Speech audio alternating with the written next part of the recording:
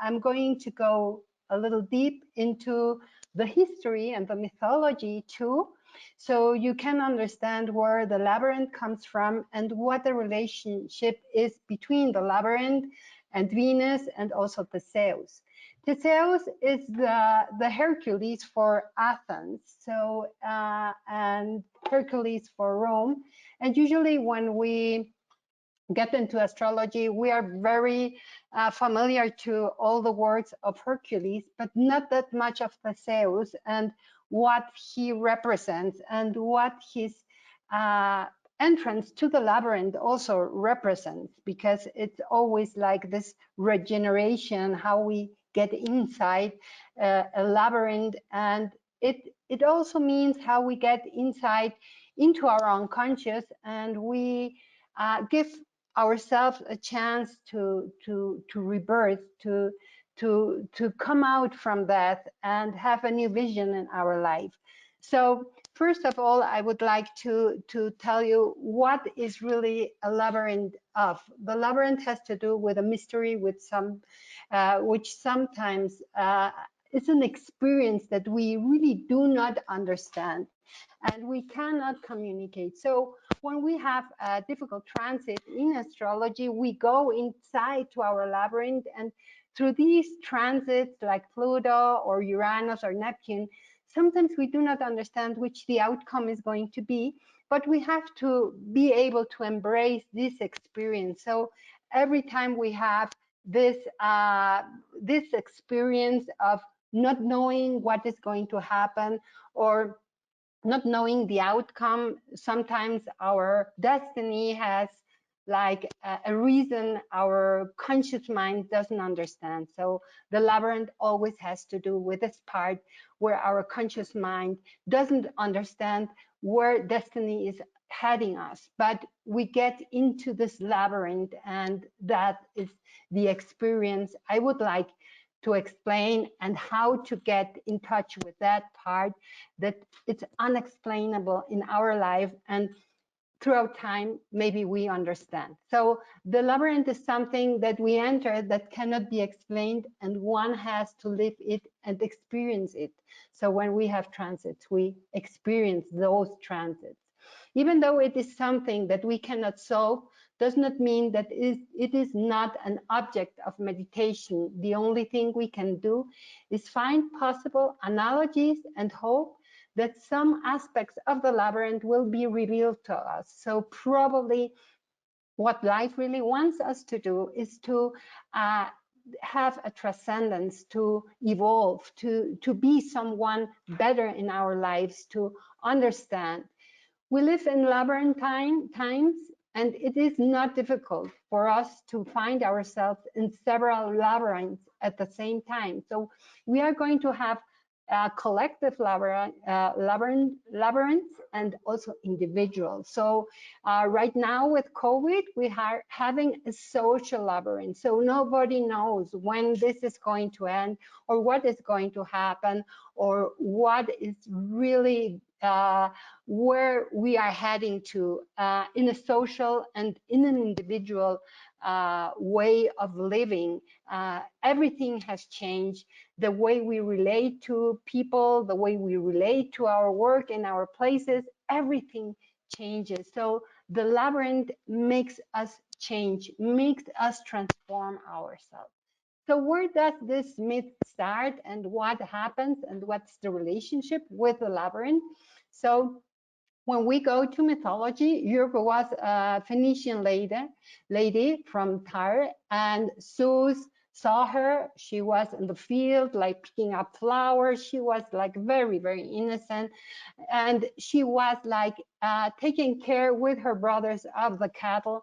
And Zeus said, oh, she's so beautiful. I really want to have something with her. So he transformed himself to a beautiful white bull. And well, Europe came to him, and she started to caress him. And at that moment, what he did, he didn't wait. He took her and took her to Crete. And there he had 3 children with her that were Minos, Rhadamante, and Sarpedon. These 3 children were later adopted by Astarion, her husband, and the king of Crete married her and adopted her children. So this is a relationship a little bit like with Saint Joseph. So you have to see this. Well, he also gave her several like presents. He gave her the robot, the Talos, a dog capable of taking care of her, and the javelin. So that was. But later on, these three children, they grew up and they were like having like little fights, and Minos was always this brother that always wanted to win. So he asked, please, please, please, Poseidon, please help me. I really want to be the king of Crete. So Poseidon helped him, but there was something, a rebel between them, because all three fell in love with Apollo's son, Miletus, and he was beautiful. But this Miletus really, he really fell in love with Sarpedon.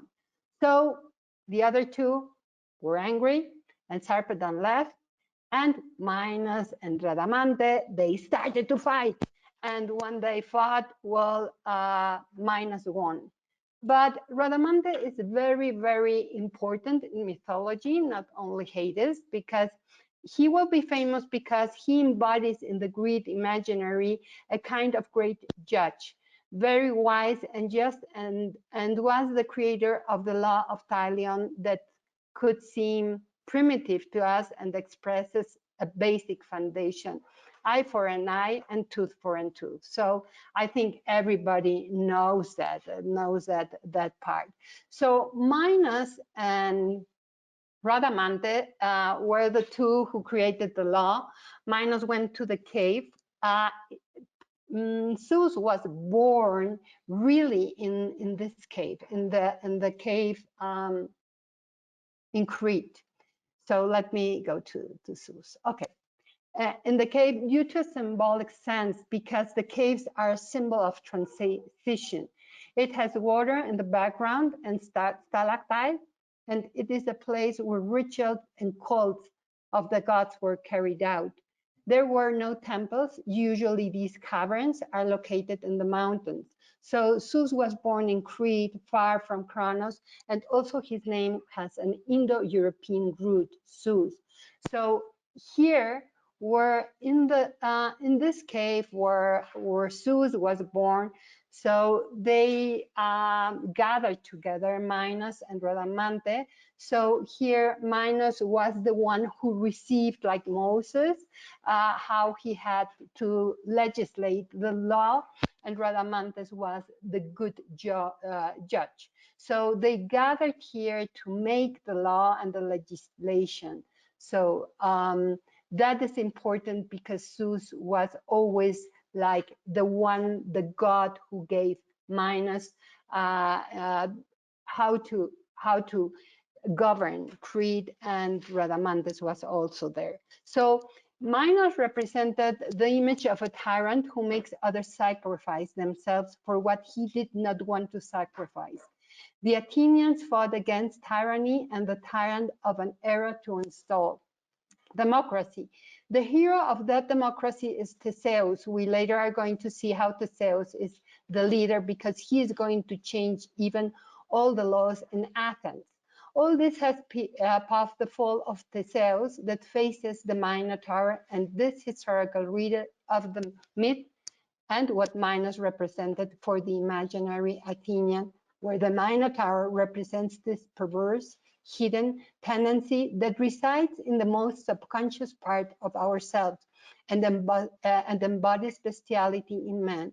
In this hybrid creature, the head of the bull and the human body, the meaning is that the face speaks of character, the beast in man, the bestiality, and man that prevents and causes the other to feed on what the other does not dare to face. Every time when we see a hybrid, an animal that's a hybrid, it's like this conflict we are facing between our rational mind and our instinctive mind. So that's always representing this. Minotaur is also going to represent this part where we are going to get in touch with our shadow, and everything that we are going to be fearing and we are scared of. That's the image, the mythical or archetypal image of the Minotaur, or all the animals that are hybrids. Everything, when we have a hybrid like Pan or whatever in mythology, it always represents this part of our shadow.